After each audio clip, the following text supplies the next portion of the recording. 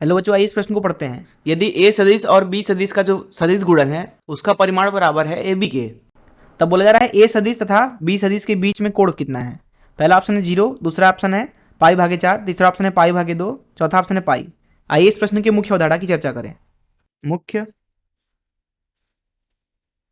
अवधारणा। मान लीजिए हमारे पास में दो सदिश हैं, ए सदिश और बी सदिश। इन दोनों के बीच में कोण मान लीजिए थीटा है। तो यहाँ पे जो ए सदिश क्रॉस बी सदिश होता है उसका मान दिया जाता है ए का परिमाण गुणे बी का परिमाण गुणे साइन थीटा, और यहाँ एक और इकाई सदिश का गुणा किया जाता है एन कैप, जो कि ए सदिश और बी सदिश दोनों के अभिलंबवत है। इसलिए यहाँ पे हम बोल सकते हैं कि ए सदिश व बी सदिश के सदिश गुणन का जो परिमाण होगा वो बराबर होगा ए का परिमाण गुणे बी का परिमाण गुणे साइन थीटा। तो इस मुख्य अवधारणा का इस्तेमाल करके चलिए प्रश्न को हल करते हैं।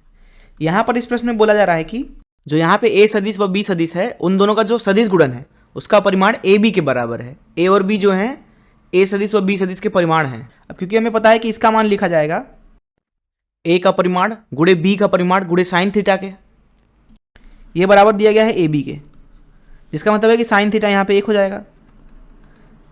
साइन थीटा 1 कब होता है? जब थीटा का मान 90 अंश होता है, अर्थात पाई भागे 2 होता है।